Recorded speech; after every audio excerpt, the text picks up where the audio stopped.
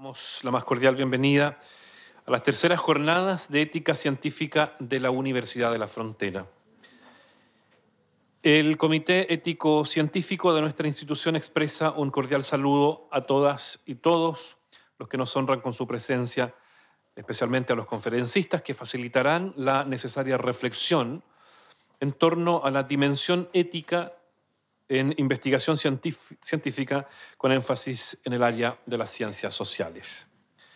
Para dar inicio a las jornadas, se dirige a continuación a ustedes el señor vicerrector de Investigación y Postgrado de nuestra Casa de Estudios, el doctor Eduardo Hebel Weiss.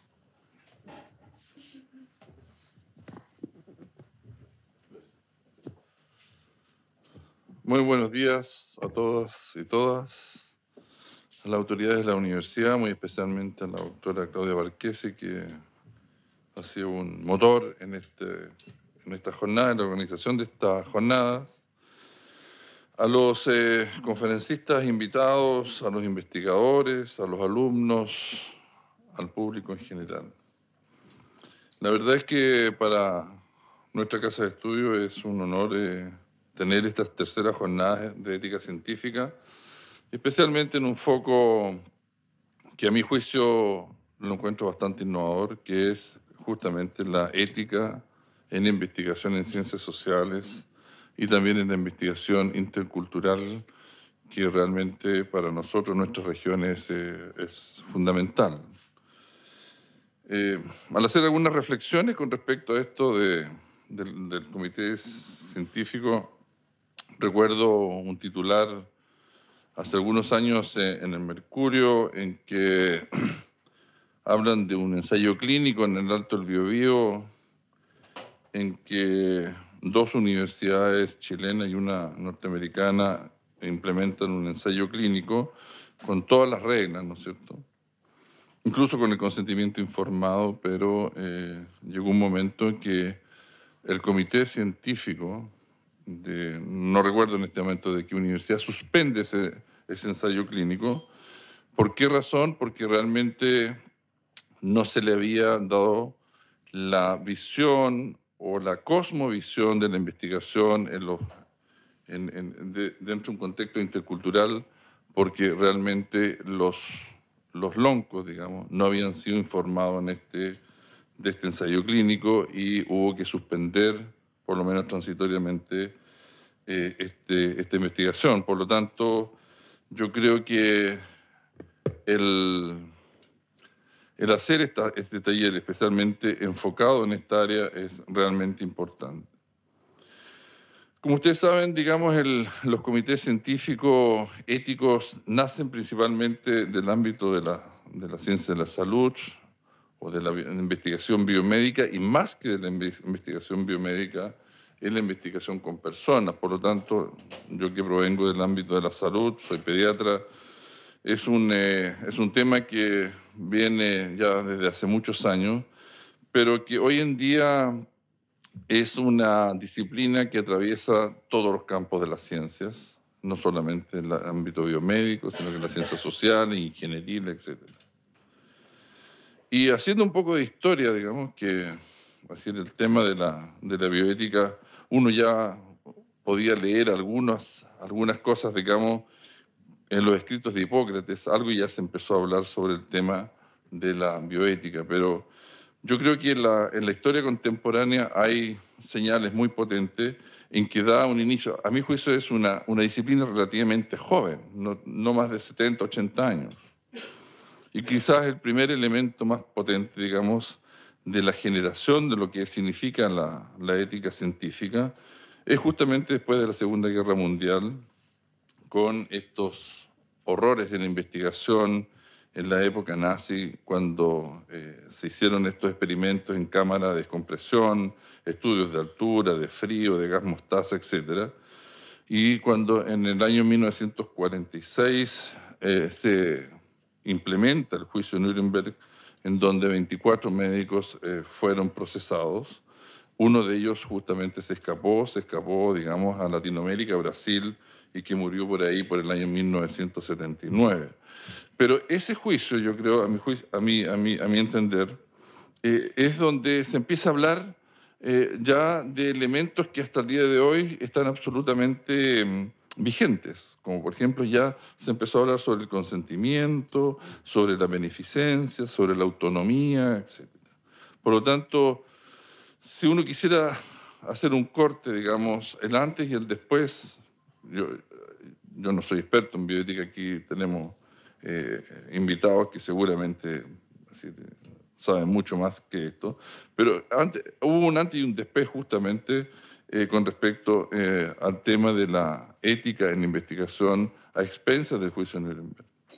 Después empezaron a aparecer una serie de otras declaraciones, como por ejemplo la declaración del CINC en 1964, y que hasta el día de hoy lleva unas 5 o 6 revisiones, pero ya empiezan a incorporarse otros elementos que están dando y dieron el paso a la bioética y a la bioética científica hasta el día de hoy, como por ejemplo que es la participación voluntaria, es empezar a analizar los diseños de investigación, qué es lo que pasa con las experiencias en animales, el tema del riesgo, el respeto de los derechos de las personas, y aquí quizás donde aparece más clara, más fuerte, más potentemente lo que significa el consentimiento informado.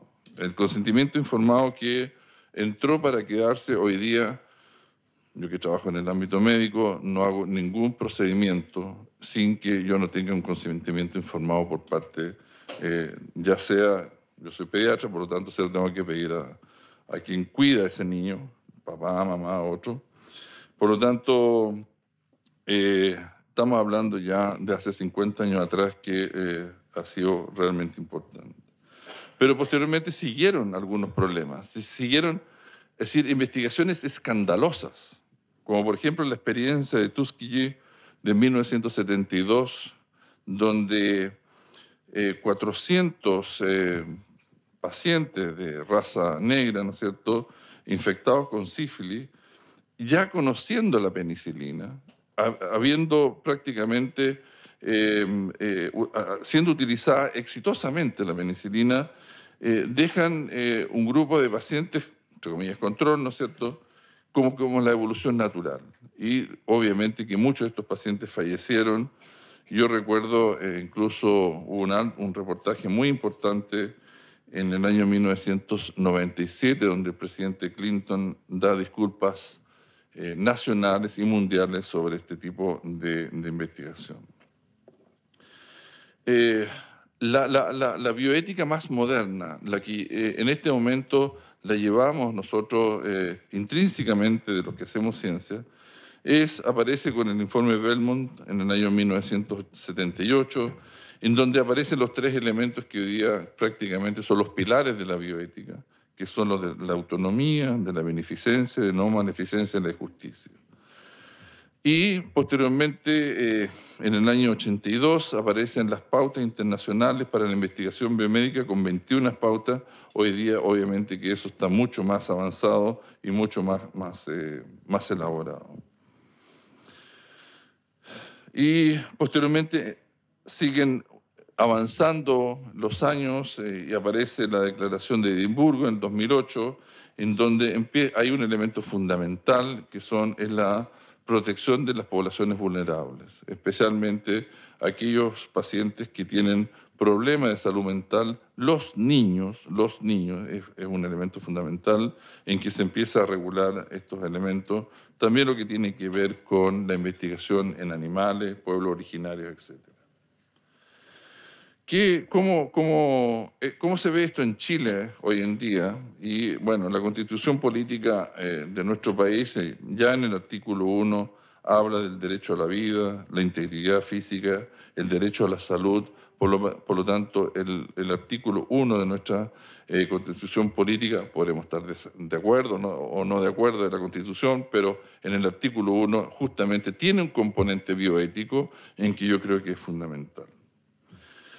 Y hubo un salto cualitativo en el tema, digamos, del componente bioético al interior de nuestro país, que fue la promulgación de la ley 20.120, que tengo entendido que fue el año 2012, en que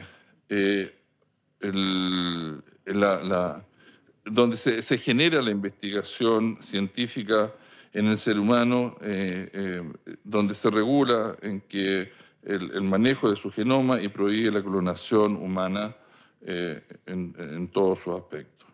Y ahí recién, digamos, empiezan a aparecer ya más formalmente, si bien informalmente, muchas universidades, especialmente la Universidad de Chile, la Universidad Católica, tenían comités de ética científico, pero aquí ya se regula en forma formal. Es decir, realmente se crea la Comisión Nacional de Bioética, se crean los comités científicos, éticos para la investigación, acreditados por la autoridad sanitaria y que tiene funciones importantes como son la revisión de los protocolos de investigación científica, su organización, la capacitación en estas áreas y también las tomas de decisión. Y hay un elemento que yo creo que también no quisiera dejar pasar de estos comités de ética científicos, que yo creo que muchas veces también tienen que trabajar mucho en esa línea, en que tienen que ser vinculantes. Es decir, tienen que ser, por un lado, autónomos de toda institución, independiente quien esté dirigiendo la institución, pero tiene que ser vinculante. Es decir, si un comité de ética ve que un protocolo de investigación no está siendo correctamente manejado, que tenga la potestad, tenga la fuerza, tenga la autoridad de suspender un ensayo clínico o una investigación. Por lo tanto,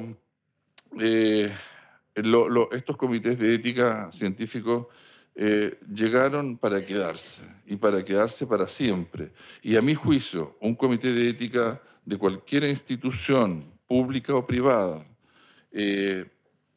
tienen que tener los elementos, tienen que tener los recursos para hacer bien su gestión. Por lo tanto, estos comités llegaron para quedarse, y obviamente que, a mi juicio, tiene un elemento adicional: son sinónimo de calidad. Es decir, si hablamos de calidad, la presencia de un comité de ética científico realmente es darle la fuerza que requiere para generar y para poder conducir y supervisar todos los protocolos de investigación independientes de las áreas. ¿Qué es lo que ha pasado en los comités científicos acá en la UFRO? En la UFRO, si bien la creación del actual comité científico nace el 12 de octubre del 2012, pero ya, por lo menos en la Facultad de Medicina, se empezó a hablar por ahí por el año 95, después del 2000, y aquí aparece una persona que a mí me gustaría nombrarla, que es Alfredo Pradena, un colega de la Universidad Austral, que en paz descanse por una enfermedad grave, pero él fue el que nos introdujo más formalmente en lo que significa el quehacer científico en un protocolo de investigación. Él fue el que dirigió los primeros diplomados y se fue generando la masa crítica en cuanto a este ámbito, y también se creó uno de los primeros, casi en forma informal, un comité científico al interior de la Facultad de Medicina, pero que en la vicerrectoría anterior, dirigida por mi amigo Raúl Sánchez, digamos, se unió la universidad en un solo comité científico, cosa que yo creo que le ha dado un salto cualitativo a este comité a nivel local y a nivel de la investigación local. Su primer director fue el doctor Mariano del Sol, que yo creo que le dio un impulso importante, y ahora lo dirige Claudia Barquesi, y que han hecho una encomiable función. ¿Qué es lo que tienen que hacer? Obviamente que es evaluar los proyectos de investigación, informarlos, dar algunas sugerencias, qué es lo que pasa con la investigación en seres humanos, en animales, en las muestras biológicas y aspectos de bioseguridad. Es más, hay algunas universidades que no solamente tienen un comité científico para evaluar protocolos, sino que también tienen otro comité que tiene que ver con la bioseguridad. Sancionar los proyectos y también acompañarlos, y que yo creo que esa todavía es la deuda que tienen los comités científicos, es el acompañamiento de los protocolos de investigación Y hoy en día Fondesit nos exige en que tengamos un acompañamiento y evaluaciones durante el protocolo de estos comités científicos y evaluar, digamos, cómo se están siguiendo todas las normas que se sugirieron en ese protocolo. Hoy día la composición de nuestro comité está compuesto por 20 personas, son 3 personas por facultad, hay un presidente, 2 vicepresidentes. Importante, el miembro de la comunidad, hay un abogado, hay una secretaria ejecutiva. También hay otra forma, digamos, en universidades que se llaman universidades confesionales, también está incorporada, digamos, un miembro de la religión que corresponde, digamos, a esa universidad, también están insertos en estos comités científicos, y que obviamente su labor es fundamental. El comité científico local tiene gran cantidad de trabajo, a veces no bien comprendido, digamos. Dicen que como que le ponen cortapisa a la investigación. Yo creo que eso tenemos que desmistificarlos. Yo creo que el trabajo que tiene el comité científico es tan fundamental, es tan fundamental. Yo vuelvo a insistir, así como nosotros tenemos una Comisión Nacional de Acreditación en que valora la calidad de lo que se está haciendo, un comité científico valora la calidad de la investigación. Por lo tanto, especialmente yo veo muchos investigadores acá, no es que le tengan paciencia al comité científico, pero hay que respetarlo. Y mientras más sólido sea, mejores.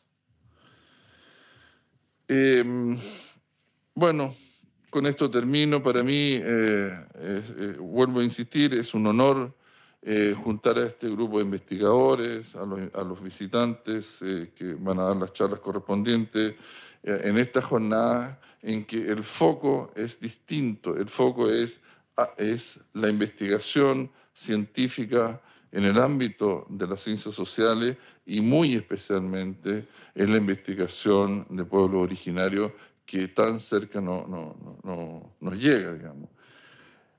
También, ojalá a futuro, tener la posibilidad de tener este mismo foro en otros ámbitos que aparenta no requerir un comité científico, pero yo insisto que sí lo requiere, como son, por ejemplo, las ciencias ingenieriles.